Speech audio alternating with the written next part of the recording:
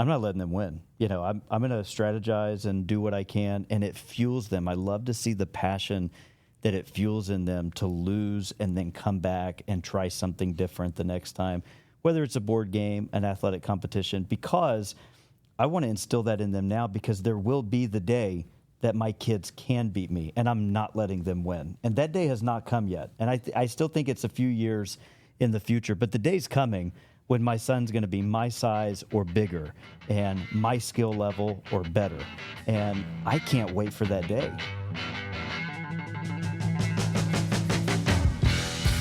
Welcome to the Fatherhood Striving Together podcast with your hosts, Kyle Cox, Jason Schuler, Chris Virgilio, and producer Aiden Brooks.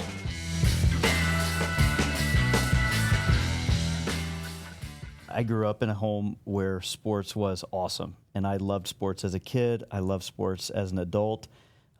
This is the time of year when the NBA and hockey are both in the playoffs, and so I will find time to watch a sport and follow just about anything. Mm-hmm. So I love sports. I've done all sorts of things in sports in adult life, as far as volunteer and coach, parent, spectator, and I love all those things. But I learn a lot of lessons about myself watching sports and being involved in sports. And, as a dad, I've learned more lessons, I think, from my kids than my kids have probably learned from me. That's how I feel when I watch them handle situations, and that is no exception on a sports field or a court.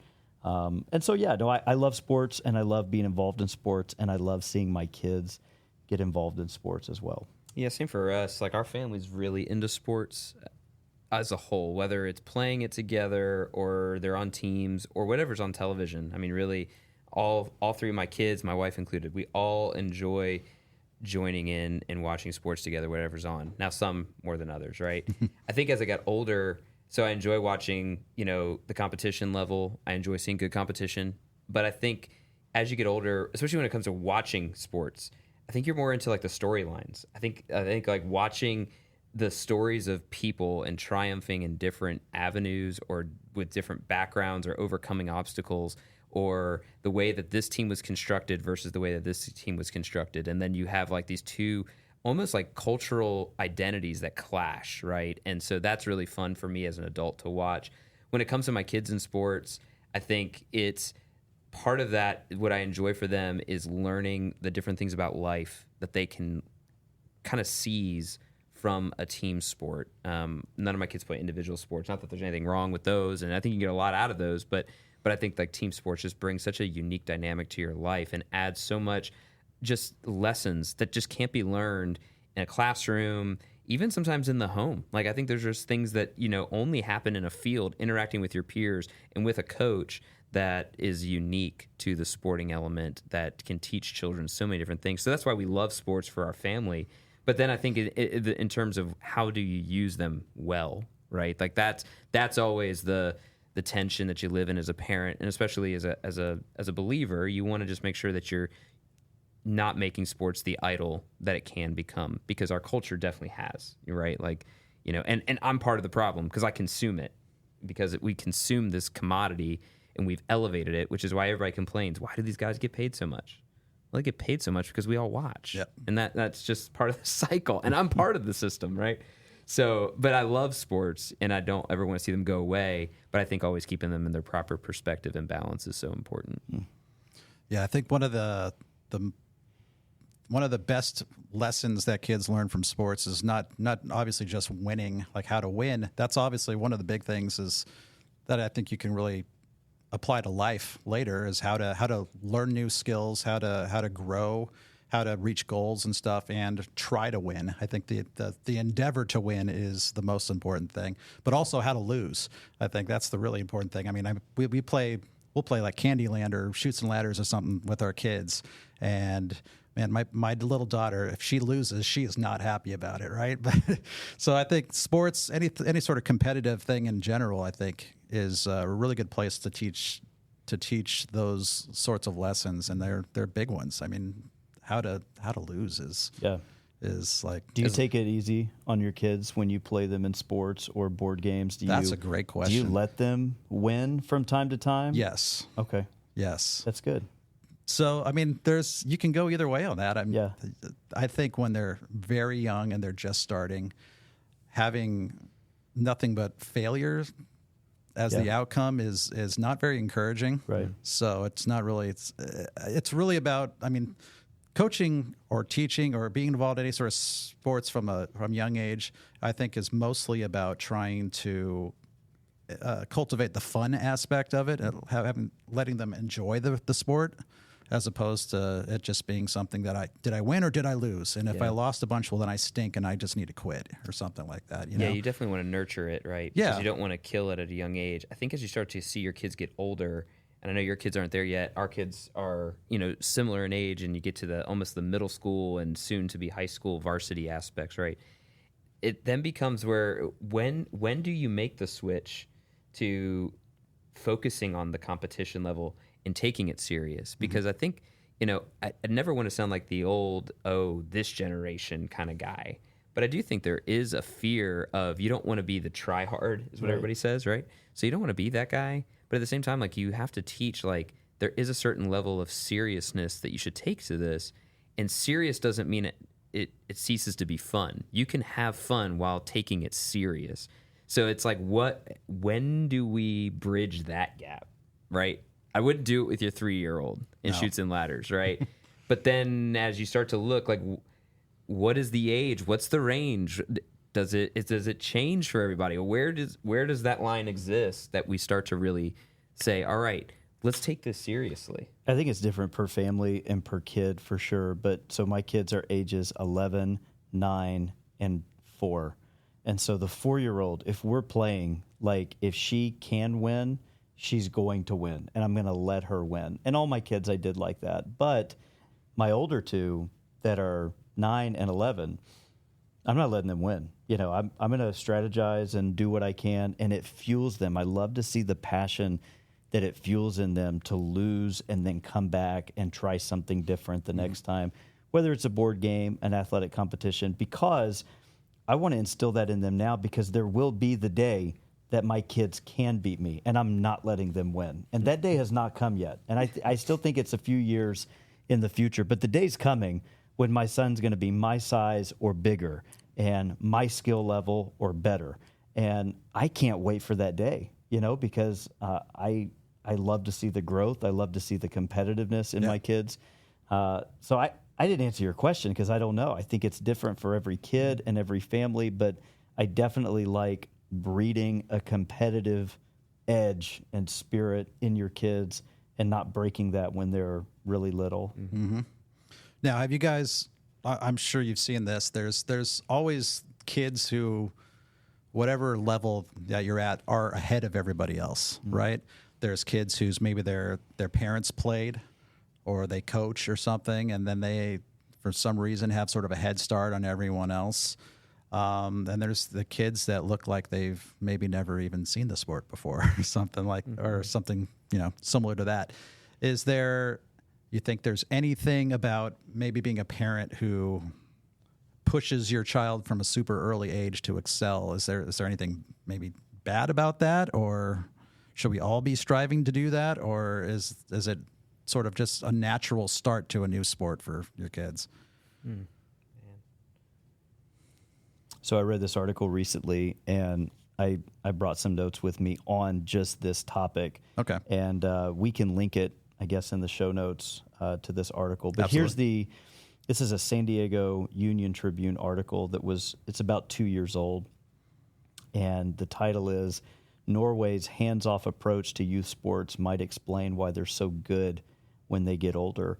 And just a couple statistics. The American youth sports machine is an industry of $19 billion a year. That's 19 billion with a B. That's unbelievable.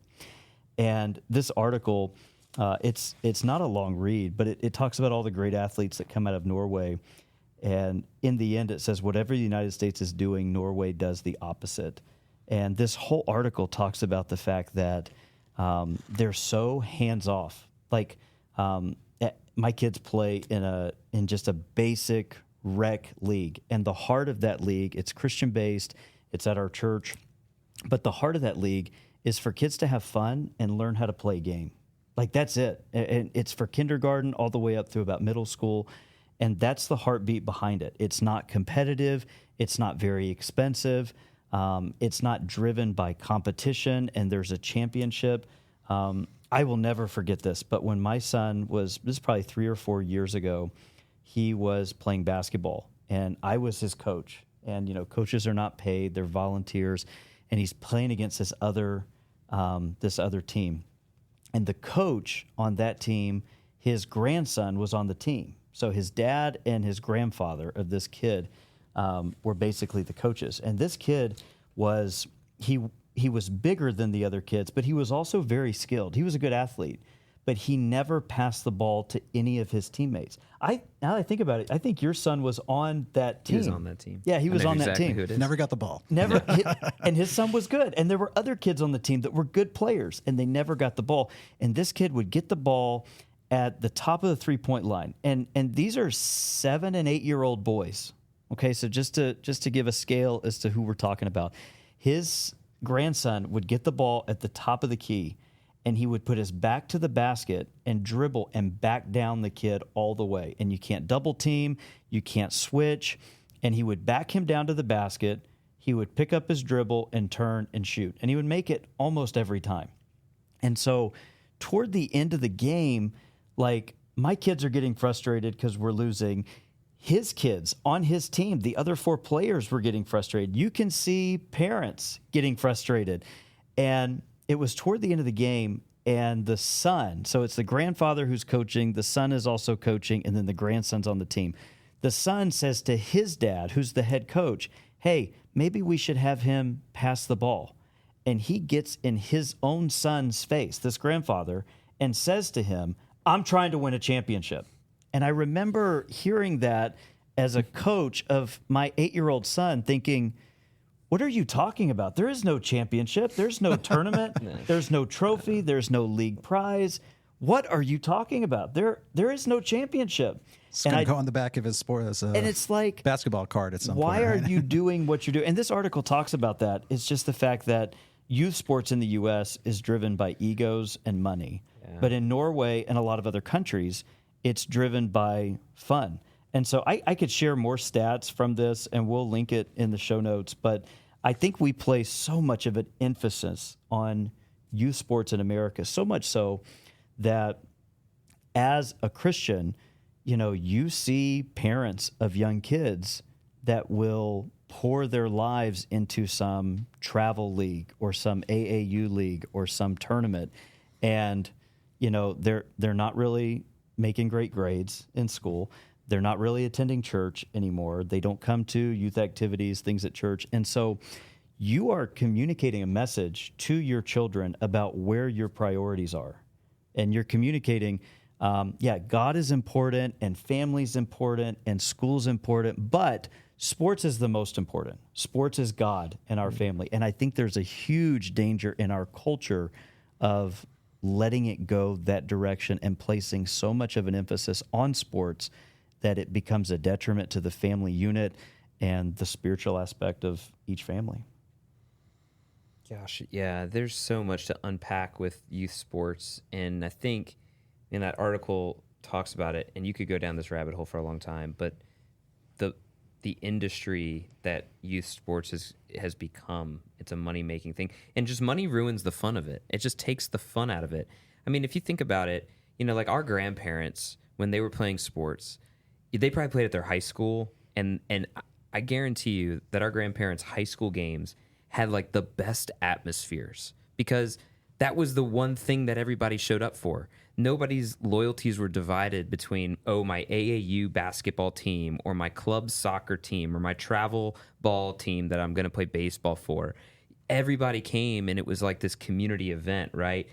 And slowly, as we try to professionalize children into these club things, the attention gets divided. The money goes to other places. And so all of a sudden, it kind of ruins and it sucks the joy out of it to a degree. And almost to the point, my wife and I were talking about this recently, like we wish that there was like a middle ground. Like we were looking for our son to join like a travel soccer team here in town.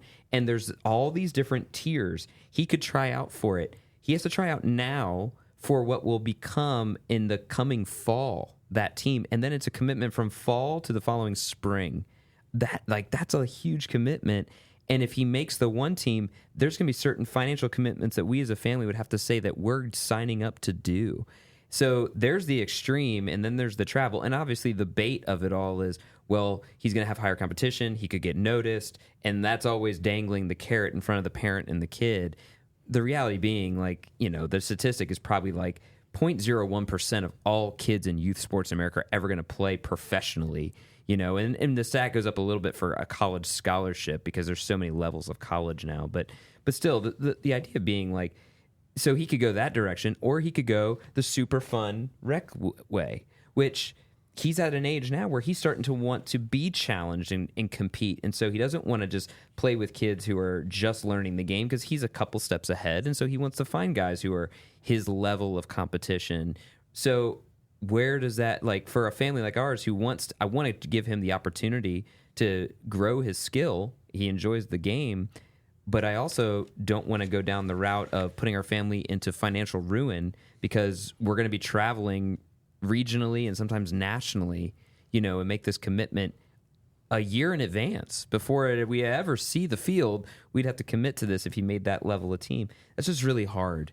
And so it's like, man, we as Americans, like we don't have the middle ground. Like where does that exist where it's good competition, but it's not ruined, where money hasn't sucked the fun out of it? Yeah. It doesn't exist. And when you hear a phrase like financial ruin of a family, you're thinking, okay, that's a bit extreme. But it's a $19 billion industry. I mean, people are paying, usually starter level for like an AAU program or a travel sports league at kids' age that are like 10, 11, 12, 13. You're looking at about $2,000 starting to play in a sports league. And that does not include some tournament fees. Imagine paying $2,000 to see your son play soccer in a city 4 hours away. He's got a 3-day tournament. You're paying 2 nights in a hotel, and then you get to the game, and they charge you admission to get in to the tournament fees you've already paid, the league fees you've already paid, and the hotel room that you just checked out of. So when you hear financial ruin, you think, that's kind of a stretch. I mean, I don't know about you, but I don't have $2,000 to $4,000 to just throw at youth sports for one of my 3 kids. And it's not even the whole year. Right, right. No. And so tell me this guy's name. You're more of a soccer guy than I am. So when you said Norway, his name is Erling Haaland. Yes. He's a machine. If you're a professional soccer watcher, he's Norwegian. He's like 21, 22, and he is an absolute mountain of a person. And he holds crazy records already for goal scoring in England, playing for the top team in England for the past 2 or 3 years.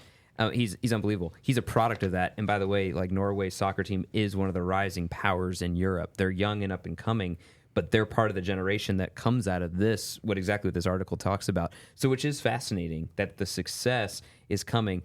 Now, there's a lot of other dynamics. As somebody who I love European sports because I love soccer. And so their models of youth sports and their the pyramid that kind of in the flow that gets people to the higher levels is so different from ours. It's night and day. So you could spend hours and days talking about the differences there.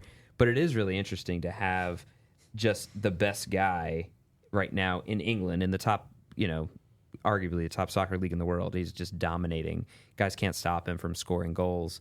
And he's a byproduct of this, which is interesting. One thing I'll just tack on with the financial piece, just a couple days ago, I was talking to another dad and a friend of ours who his son plays soccer.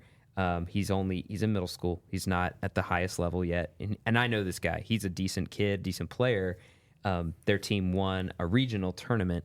And before they showed up to play in the final that they ended up winning, they had to, as a family, commit to traveling, if they win, to a game in Texas. All right? So regionally for us, that's a airplane ride. It's not a couple hours drive. So you commit to that beforehand. So there was almost like a down payment you had to make. And then it's a stay and play kind of rule when you get down to Texas. So you're going to go to a hotel that they're going to choose for you. You don't have you don't get to, They got contracts set up ahead of time. You don't get to look at Expedia and shop or Priceline it and be like, oh, I'm going to grab that one, or just go to the motel down the street. You go to the hotel they want you to play at, and if your kid's team continues to win, you continue to pay per night and stay. That's wild. They just keep your credit card on file. Oh, absolutely. It's a crazy industry, really. Yeah, and so that's like the industry part that is just taking, and it sounds so sinister, and maybe we sound a little cynical about it, but to be honest, it's like, I just really wish there was a little bit, I don't know, that you've lost the innocence and the beauty of it to a degree, and money ruins that. And I don't want to, I could talk about sports for a long time too, but like college sports in America got ruined by money. Now I'm a graduate of the University of Maryland. Why in the world is my school in a conference with teams from Oregon and California and Washington State? Makes no sense, But now we are, right? Because money has created this new climate that they have to swim in because they have to exist. But I just think that's like the innocence part of it that stinks, so much, which is an interesting like kind of turn. I was curious to hear how you guys. So that's what the kids want to compete. What do you think it is? Because obviously we've talked about it's a sacrifice for families to get involved in this. Why are families counting that cost? And sometimes that cost is so high.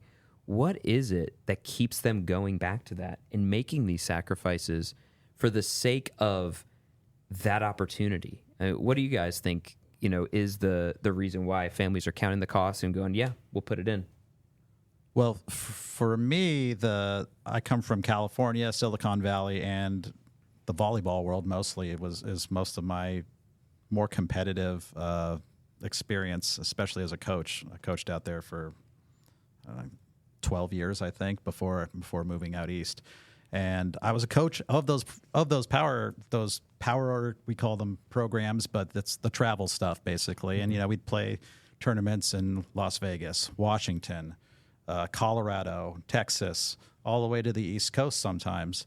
And those were the travel tournaments, obviously, but locally even, California is such a huge state. You go 4+ hours to get to some of these events, and those are the local ones, right? Yeah. But I think volleyball there is a huge sport. There's a ton of participation, and I think in that, I can't speak to all scenarios, but in that setting, I think a lot of it's sort of a keeping up with the Joneses sort of thing. It's like, my kid wants to play volleyball. Well, what are all the other kids that are playing volleyball doing?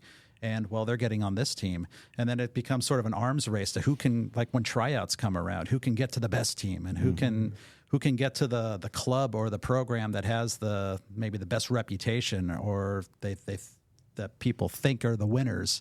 And sometimes it's not even about what is best for my child in terms of, where do they fit the best, what kind of team, what kind of travel commitment. It's not about that. It's just about the status symbol, I think. Maybe it's something to brag to the other parents about or something. I don't know. There's definitely an aspect of that, I think. I think that's definitely part of it. And the first thing I thought of was ego and pride, which is what you said, keeping up with the Joneses. I think the second thing that comes to my mind is living vicariously through your kids because of maybe personal unmet expectations.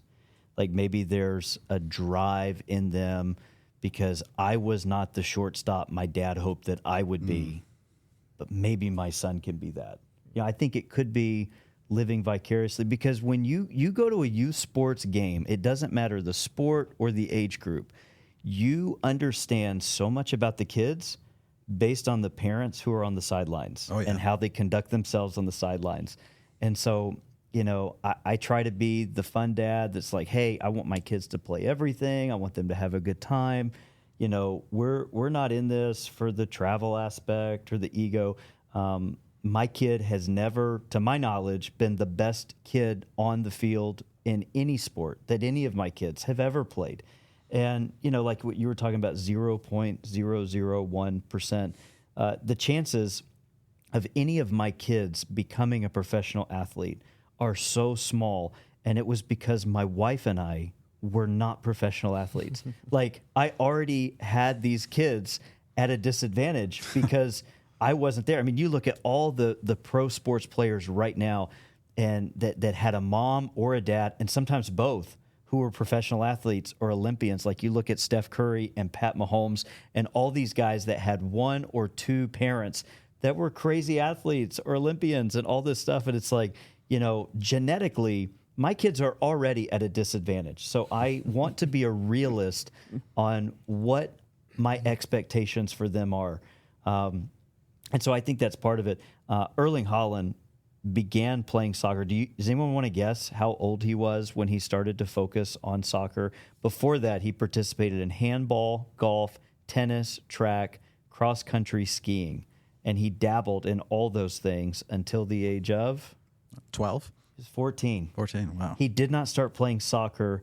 He didn't focus on soccer and start playing it exclusively until he was 14. And soccer's like that's the sport that everybody plays first. It's the world game. Yeah, especially because in you countries, can do it when you're 4 and especially in countries like Europe and Latin America, South America, it's the world's game. And so when you think about one of the greatest soccer players in the world right now did not start playing soccer until he was 14, like what kind of a lie have we bought into in the American sports dream that my kid at 7 has to be playing in this travel league? No, he doesn't. Not according to what these guys are doing. And so, I think it's ego. I think it's pride. I think it's parents trying to live vicariously through their kids because of some unmet goal or expectation that they had or their parents had as a dream for them.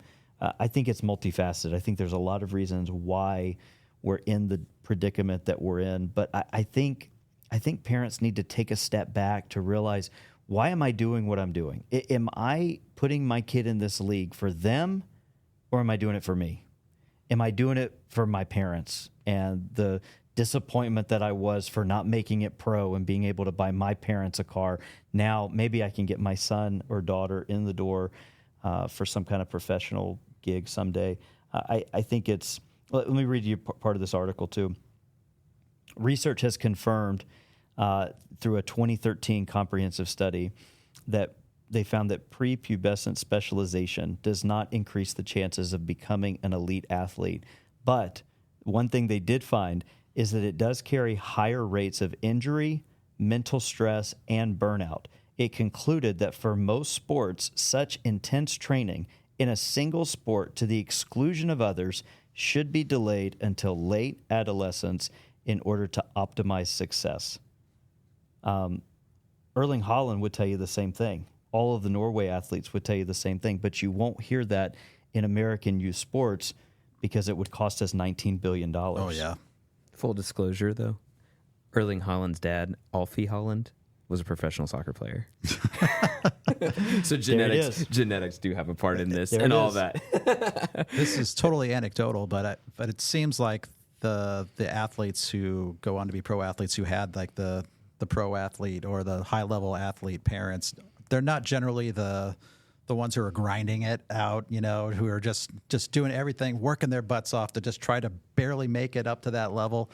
Those aren't usually the kind of players they turned out to be. Yeah. They seem to be the all or nothing sort. They're either going to go all the way and they're going to be at the top, or you're just not going to hear from them again. Yeah, and I tell my kids too, after a game when they don't play their best game, I try to be encouraging, and it's like, hey, listen, you are everything you were supposed to be out there. If you left it all in the field and you gave it your best, then that's all I've asked of you. I want you to have fun. I want you to give it your best. And if you didn't give it your best, let's try harder, next time. But I don't expect you to score all the goals and hit all the shots and be the MVP of every game. My son right now is playing soccer, and he's actually on Kyle's soccer team, and he plays with both of Kyle's kids that are in that age group. And this past Saturday, there was a controversial call. Now, this is a church league, and our referees are volunteers, and they're good people. And the guy who, in my opinion, missed the call, I did not let him know he missed the call because there were other parents that were informing him that he had missed it. But he's a good guy, and he goes to our church. And here's a guy who is retirement age, and he's out giving his life to referee youth soccer on a Saturday. I'm not going to give that guy one bit of criticism for reffing our kid's game. But there was a call that it didn't involve either of our kids, but it was on our team. It was a kid who had tried to score all game, and he had this beautiful goal, and the parents went nuts. Like, our team went crazy. We were up a goal, and that was going to put us up 2 goals, I think. And he had the ball for a minute, and then he shot it, and they called him offsides. Of and course. It's like you can't, if you have the ball, you're not offsides. And I, from my vantage point, it looked like he was on, but there were parents that were right on that line that said that he was on.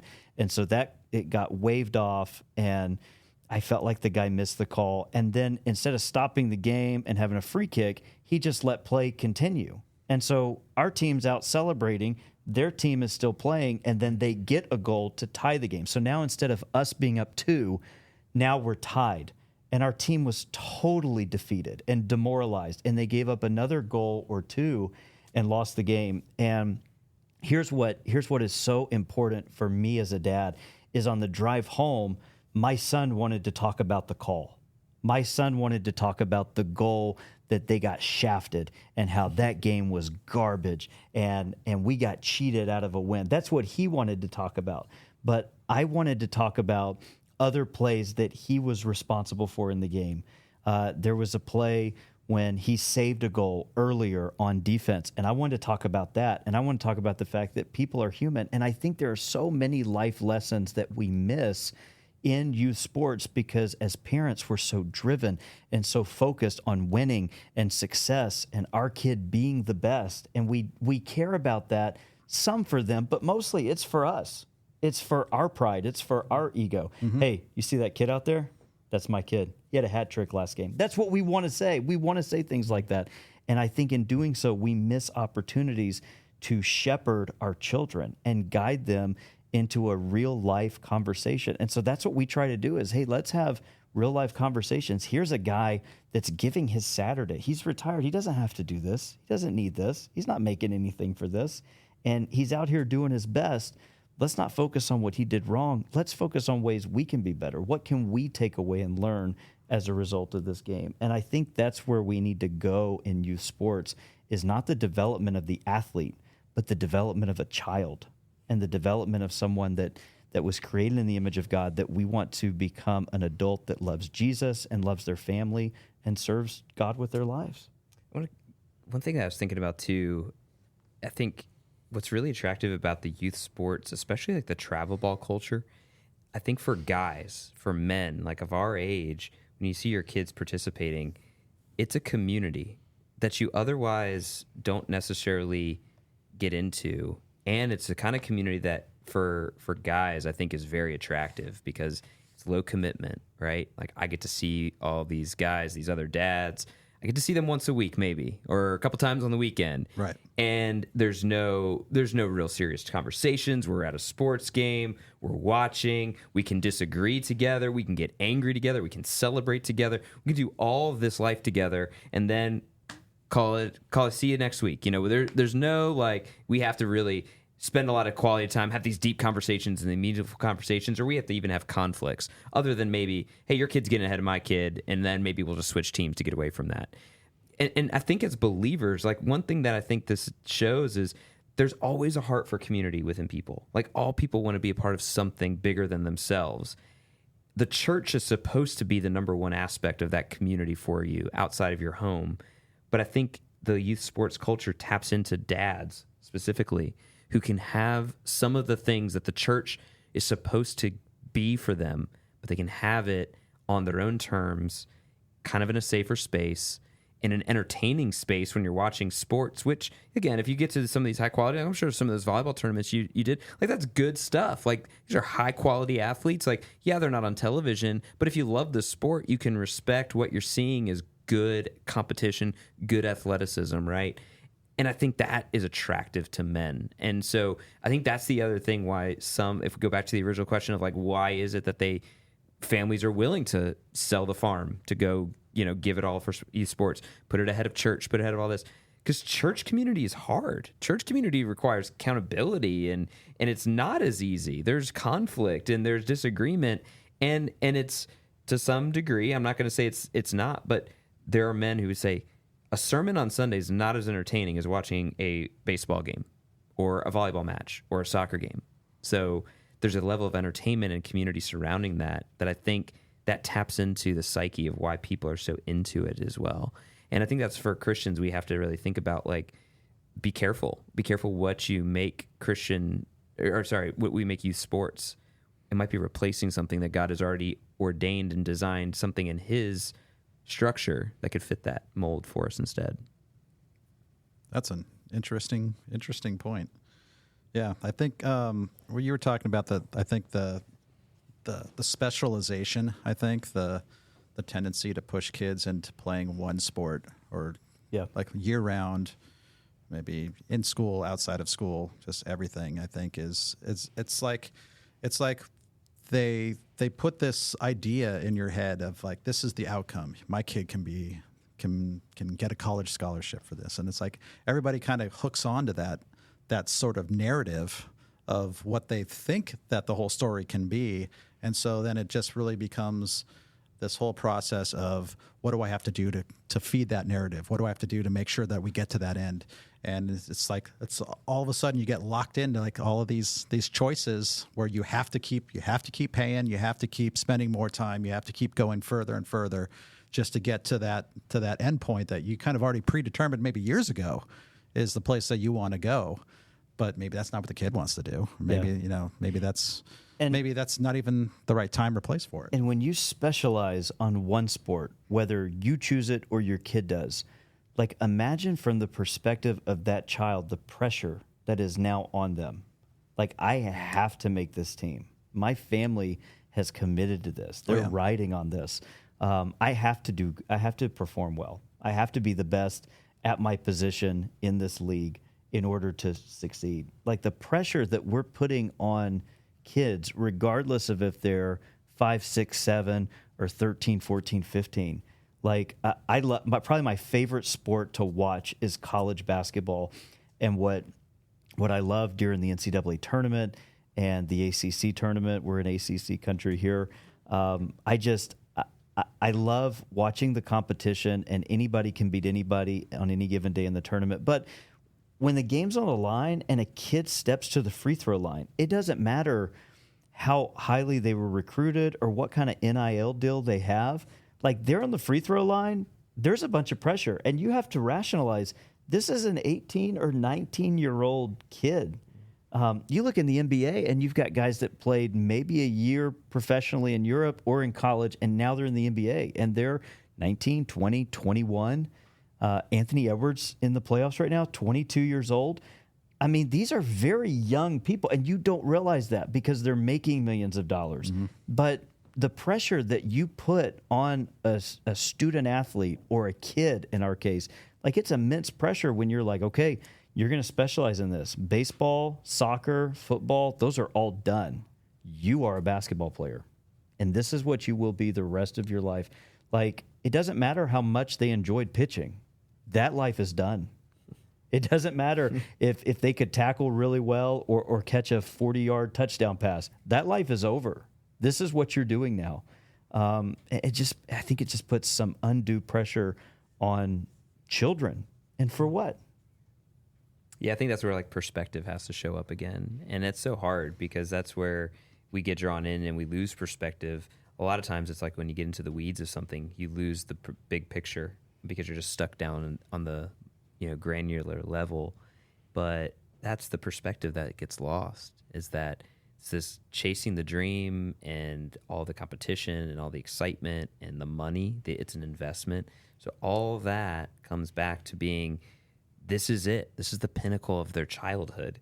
When really, they'll probably have some moments that they'll cherish on the field or on the court, but those things will not weigh in comparison to the different things. Like, as an adult, some of the wins you get in life far outweigh where you're at, where you were as a kid. So I think it's the perspective part that we lose. And man, if we're the adults in the room as the parents, right, as the dads, like, it's up to us to maintain the proper perspective. Like what you said to your son, like, yeah, he's a volunteer referee, right? And so that's a great lesson to remember. Like, that's who he is. He's not getting paid for this. He's a good guy. He didn't have money on this game, you know? And it's not what it is. I know the guy. I think he doesn't know the sport that well. He probably read the manual that they handed the volunteers at the beginning of the year. Maybe he skimmed it. Our producer's laughing because our producer's the director of the league. So he may have skimmed it. Aiden, we need to get you on that. But at the same time, like, he's out there trying to do his best, and he's doing it for the good of the kids and the ministry that it is. And so, yeah, the perspective of that is so valuable, and not losing it. And at the end of the day, I guess the real perspective, because so many guys that I've grown up with, kids that I've watched grow up in the church, and other people who I've just known about, how many times do we hear the story of this great athlete, had the world at his fingertips, and it's one moment in a game, and his ACL or his knee's gone, and he's never the same. Or a freak accident. That doesn't even have to happen in a game. Good. Happen walking down your steps in your home, and there goes your Achilles tendon, right? And suddenly, everything that was right around this kid and his family is gone in a moment's notice. And really, when you think about it that way, I know that sounds really like kind of sad and depressing, but if you really think about it on that level, would you really want to wrap your whole life around something that could be taken in an instant like that? Like, perspective wise, like, that sounds kind of foolish.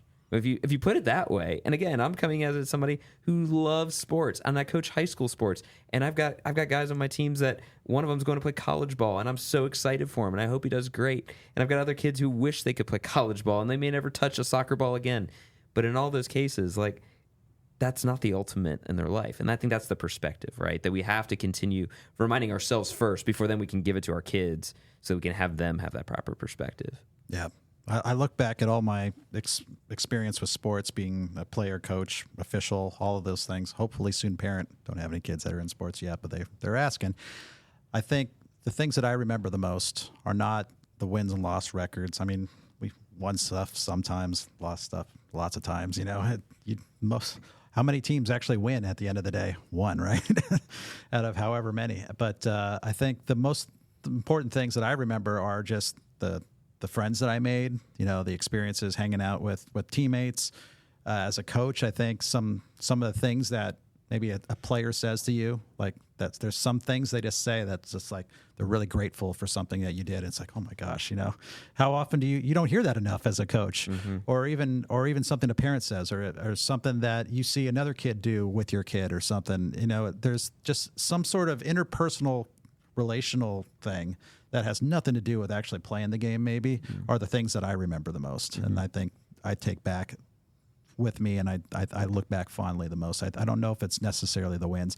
Obviously, wins are huge things, that really big ones you don't forget, right? And they're fun stories to tell and everything. But I think all of the competitive anything I've done, most of it has just been the experience, the people I did it with, and I think the journey.